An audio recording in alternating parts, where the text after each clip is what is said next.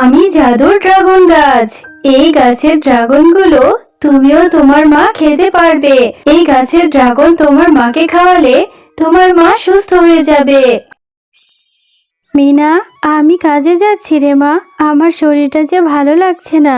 তুই কোথাও যাসনি কিন্তু। তুই বাড়িতে যে কাজগুলো আছে ওগুলো সেরে রাখিস। আচ্ছা মা, তুমি চিন্তা করো না, আমি সব কাজ সেরে রাখবো। আর তোমার তো শরীরটা ভালো না মা, তুমি তো অসুস্থ। ডাক্তার তো বলেছে তোমাকে বাড়িতে থেকে রেস্ট করতে। তাহলে তুমি কাজে যাচ্ছ কেন? তুমি কাজে যেও না মা। আমি কাজ করতে না গেলে সংসারটা কি করে চলবে রে মা?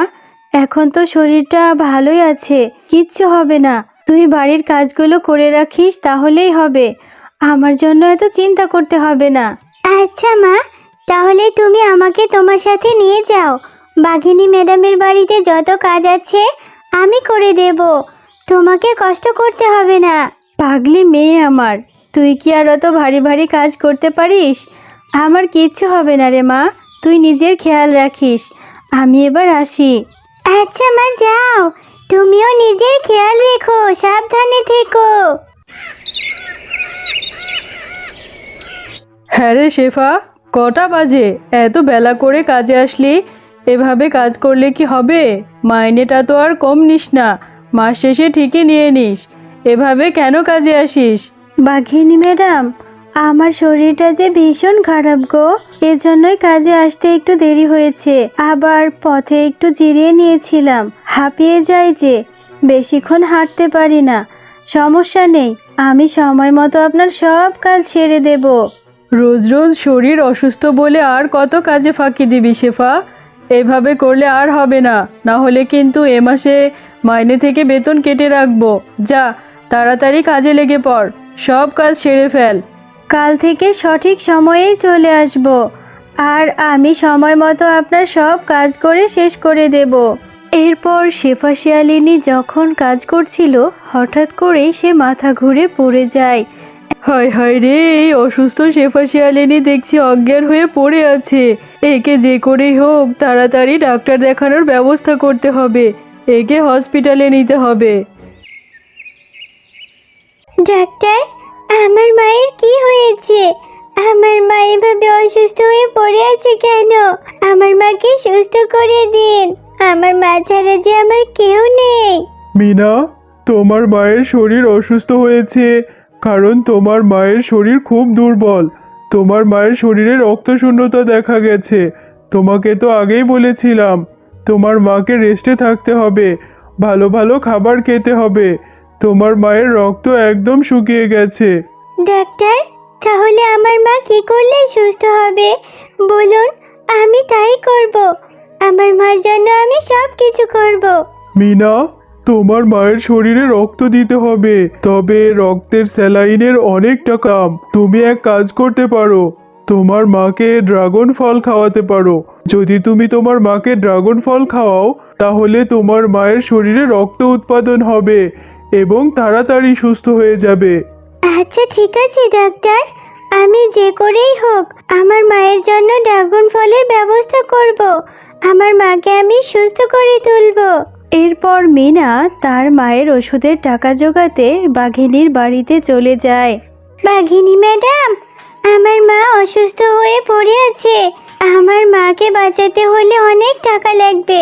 আমার মা তো আপনার বাড়িতে কাজ করেছে, আমাকে কিছু টাকা দিন না, আমার মাকে ওষুধ আর ফল কিনে খাওয়াবো। আরে মিনা, আমি তোর মায়ের চিকিৎসার টাকা কি করে দেব? তোর মা তো ঠিকঠাক মতো কাজই করেনি, শুধু ফাঁকিবাজি করেছে। সব সময় বলেছে শরীর অসুস্থ, আর তোর মায়ের পাওনা টাকা তো আমি আগেই দিয়ে দিয়েছি। আমার কাছে কোনো টাকা নেই রে। দিন না বাঘিনী মামি আমাকে কিছু টাকা, আমি না হয় আপনার বাড়িতে কাজ করে দেব। আমি কাজ করে আপনার টাকা শুধিয়ে দেব। না রে মিনা, তুই বাচ্চা মেয়ে, তুই কি করে আমার বাড়িতে কাজ করে দিবি? আমার কাছে কোনো টাকা নেই, তুই অন্য কোথাও গিয়ে খোঁজ কর। টাকার ব্যবস্থা না হলে যে আমার মাকে বাঁচাতে পারবো না বাঘিনী মামি। তোমরা আমাকে একটু সাহায্য করো না। তোমরা সবাই আমাকে কেন ফিরিয়ে দিচ্ছ? কেউ আমাকে টাকা দিয়ে সাহায্য করলো না। আমি এখন কোথায় যাব? কার কাছে যাব? টাকা না পেলে যে আমার মাকে বাঁচাতে পারবো না। আমি কোথায় গিয়ে একটু ড্রাগন ফল পাবো? ড্রাগন ফল খেলে যে আমার মা সুস্থ হয়ে যাবে। কিরে মিনা, কোথায় গিয়েছিলি? তোকে কখন থেকে দেখি না। সেই সকালে না খেয়ে বেরিয়েছিস, এতক্ষণ কোথায় ছিলি?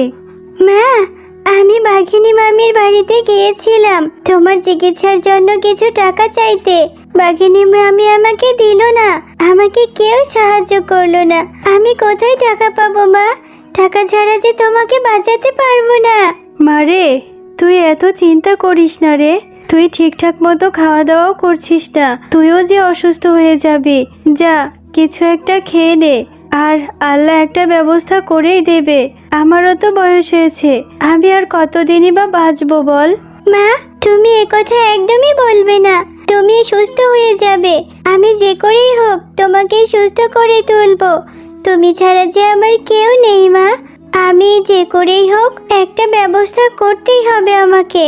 বাঘ মামা, ও বাঘ মামা, আমাকে কিছু ড্রাগন ফল দাও না। আমি তোমাকে কিছুদিন পরে টাকা পরিশোধ করে দেব। আমার মা যে ভীষণ অসুস্থ, আমার মাকে বাঁচাতে হলে ড্রাগন ফল খাওয়াতে হবে।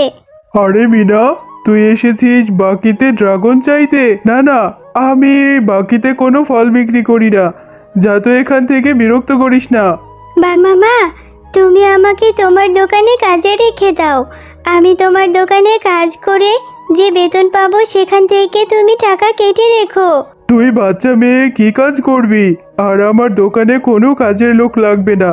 যা তো এখান থেকে। ওই যে দেখ, নিচে একটা ড্রাগন পড়ে আছে, ওটা নিয়ে যা। ওটা নিয়ে গিয়ে তোর মাকে খাওয়া। আমাকে অযথা বিরক্ত করিস না। আচ্ছা বাঘ মামা, ঠিক আছে। আমি তাহলে নিচের ওই ড্রাগন ফলটাই নিয়ে আমার মাকে দিই। আমার মা ওটা খেলে যদি সুস্থ হয়। এরপর টুম্পা মাটিতে পড়ে থাকা সেই ড্রাগনটি নিয়ে বাড়িতে চলে যায়। ও মামা, দেখো, আমি তোমার জন্য ড্রাগন ফল এনেছি। এই ড্রাগনটা খেলে তুমি সুস্থ হয়ে যাবে। নাও মা, এটা তাড়াতাড়ি খেয়ে নাও দেখি। মিনা, তুই এটা কি ড্রাগন ফল এনেছিস রে মা? এই ড্রাগনটা তো নষ্ট। এটা থেকে কেমন একটা পচা গন্ধ বেরোচ্ছে। এই পচা ড্রাগনটা কি করে খাবো মা? এটা তুই ফেলে দে। জানো মা, আমি বাঘ মামার কাছে বাকিতে কিছু ড্রাগন চাইলাম, বাঘ মামার দোকানে কাজও চাইলাম, কিন্তু আমাকে দিল না। এই ড্রাগনটা যে মাটিতে পড়েছিল, বলল এটা নিয়ে যেতে, তাই আমি এটা নিয়ে এসেছি। আমি কত হতভাগিনী মা, আমার জন্য আমার এই বাচ্চা মেয়েটা কত কষ্ট করছে। না রে মা, এই ফলটা খাওয়া যাবে না। তুই এটা এক্ষুনি বাইরে গিয়ে ফেলে দিয়ে আয়। এরপর মিনা বাইরে গিয়ে তাদের পুকুরে সে ড্রাগন ফলটি ফেলে দেয়। একটা ড্রাগন ফলের ব্যবস্থা করলাম, সেটাও আবার পচা। এবার আমি কি করে আমার মাকে বাঁচাবো? আল্লাহ, তুমি আমাকে সাহায্য করো। এরপর পুকুরে হঠাৎ করে কিছু জাদুর ড্রাগন গাছের আবির্ভাব হয়। মিনা, তুমি আর কষ্ট পেও না, আমরা হচ্ছি জাদুর ড্রাগন গাছ।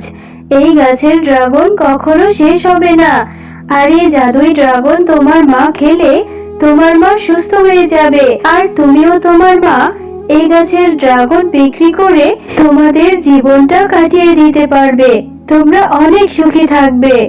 আরে সত্যি সত্যিই তো দেখছি এই জাদুর ড্রাগন গাছে কত ড্রাগন। এই ড্রাগনগুলো খেলে আমার মা সুস্থ হয়ে যাবে।